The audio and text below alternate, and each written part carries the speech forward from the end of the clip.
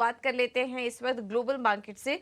और एशियाई बाजारों की शुरुआत अगर हम देखें तो इस वक्त कमजोरी देखने को मिल रही है। हालांकि गिफ्ट निफ्टी हरे निशान में कारोबार कर रहा है, 21,050 के ऊपर के लेवल्स इस वक्त देख रहे हैं, लेकिन हल्का सपाट यहां पर कारोबार हो रहा है गिफ्ट निफ्टी में। बाकी सभी इंडाइसेस देखेंगे तो वो लाल निशान में है। हांगकांग के बाजार में करीब 250 अंकों की वीकनेस है। इंडिया के बाजार में करीब 0.5% की कमजोरी है। जापान के बाजार करीब 500 अंकों से ज्यादा की वीकनेस दिखा रहे हैं और चीन के बाजार भी 0.5% की कमजोरी के साथ कारोबार कर रहे हैं। तो इस वक्त यहां से तो कमजोरी के संकेत मिल रहे हैं। ज्यादातर एशियाई बाजार इस वक्त लाल निशान में है। गिफ्ट निफ्टी भी देखेंगे तो फ्लैटिश ही कारोबार यहां पर देखने को मिल रहा है। लेकिन अन्य संकेत कैसे हैं दूसरे विदेशी बाजारों से? यूएस और यूरोप के बाजारों में किस तरह की हरकत है, और इसके अलावा आज हम ये भी समझेंगे कि क्रूड से किस तरह के संकेत मिल रहे हैं, कच्चे तेल की चाल कैसी है। ये सब बताने के लिए हमारे साथ विश्व मोहन जुड़ चुके हैं। विश्व Mohan, good morning.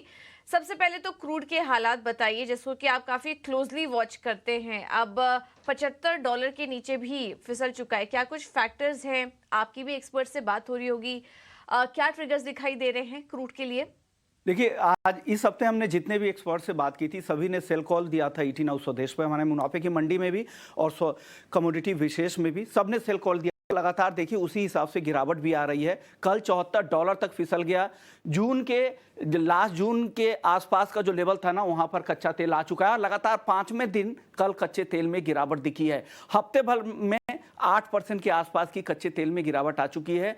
Israel Hamas युद्ध के समय आपने देखा था कि $97 के आसपास कच्चे तेल का ब्रेंट क्रूड का भाव चला गया था। वहां से काफी गिरावट आ रही है। अब सवाल उठ रहा है कि गिरावट क्यों आ रही है।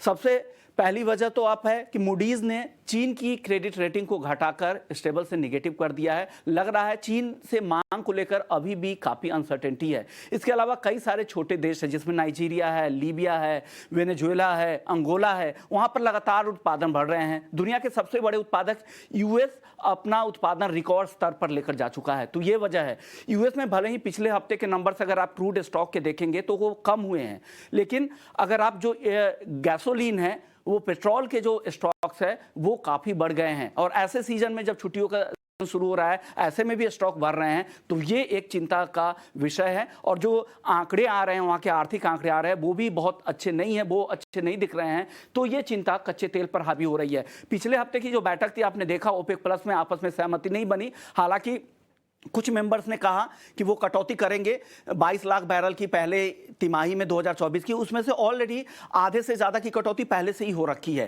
तो यानी आपस में भी मतभेद है। लोग चाह रहे हैं कि ऊंचे भाव का फायदा उठाए कई उत्पादक, वो उत्पादन को रैंप अप करने की कोशिश कर रहे हैं। और यही वजह है कि कच्चा तेल लगातार गिर रहा है और $75 के नीचे भी ब्रेंट क्रूड का भाव आ चुका है। पूजा, बिल्कुल, तो लगातार यहाँ पर गिरावट है। 6 महीने के निचले स्तर पर कच्चा तेल पहुंच चुका है। काफी सारे फैक्टर्स हैं जो कि अभी विश्व मोहन हाईलाइट कर रहे थे। लेकिन अगर भारतीय बाजारों के संदर्भ में देखें तो हमारे लिए तो फिलहाल अच्छी खबर है। स्टॉक स्पेसिफिक एक्शन इसके चलते काफी ज्यादा आज देखने को मिल सकता है। इस पर हम आगे चर्चा करेंगे। लेकिन विश्व मोहन, आप बताइए अन्य संकेत कैसे मिल रहे हैं ग्लोबल बाजारों से? बिल्कुल, अन्य संकेतों में अमेरिकी बाजारों की अगर बात करें तो कल डॉ जोन्स और S&P 500 दोनों ही इंडेक्स में लगातार तीसरे दिन गिरावट दिखी। हालांकि नैस्डैक परसों तेजी के साथ बंद हुए थे, लेकिन कल यहां पर भी गिरावट देखी। नैस्डैक भी करीब करीब आधे % के आसपास गिरकर बंद हुआ है। तो तीनों इंडेक्स और दिन के निचले स्तर पर बंद हुए। एडीपी यानी प्राइवेट सेक्टर के जो जॉब के नंबर आए थे वो अनुमान से काफी कमजोर थे नवंबर महीने के। तो लग रहा है कि इकोनॉमी की स्थिति उतनी बेहतर नहीं है। लेबर कॉस्ट तो कम हो रहे हैं, लेकिन एफिशिएंसी बढ़ रही है। तो फेड की जो सबसे बड़ी चिंता थी महंगाई कम करना, उस दिशा में ही आंकड़े अब आ रहे हैं। आज इंतजार रहेगा बाजार को, वहां पर बेरोजगारी दावे के नंबर आएंगे वीकली बेसिस पे, उस पर नजर रहेगी। और कल सबसे अहम डेटा आने वाला है वो नवंबर का जो पेरोल डेटा है, यूएस जॉब रिपोर्ट, उस पर पूरे ही बाजार की नजर रहेगी। क्योंकि अभी फेड की तरफ से कोई कमेंट्री नहीं आ रही है, क्योंकि 12-13 दिसंबर की जो बैठक है उससे पहले कोई कमेंट अभी फेड अधिकारी नहीं कर रहे हैं। तो नजर सिर्फ डेटा और वो कल का डेटा काफी अहम होगा। उसके बाद बाजार अपनी चाल अलग दिशा में ले सकता है। तो ये कुछ संकेत अब तक मिल रहे हैं। अन्य संकेतों की बात करें तो यूएस 10 ईयर बॉन्ड यील्ड सितंबर के निचले स्तर पर आ चुका है, 4.12% के आसपास आ चुका है। इसके अलावा क्रूड जैसा $75 के नीचे आ ही चुका है। अब गोल्ड में भी स्थिरता दिख रही है, $2045 के आसपास कॉमेक्स पर सोना है। तो ये कुछ अन्य खबरें हैं। डॉलर इंडेक्स की बात करें तो 104 के आसपास है। तो कुल मिलाकर बहुत इनकरेजिंग भी नहीं है और बहुत खराब भी संकेत आज के लिए कम से कम नहीं मिल रहे हैं पूजा।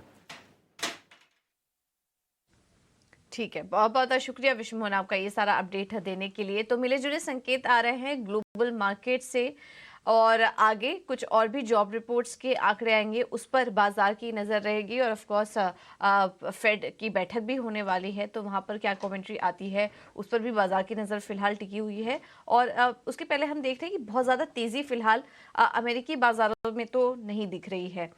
अब देखना होगा कि आगे फेड की कमेंट्री क्या होती है, उसके बाद अमेरिकी बाजार की चाल और दिशा तय होते हुए नजर आएगी और उसका असर भारतीय बाजारों पर भी हम देखेंगे।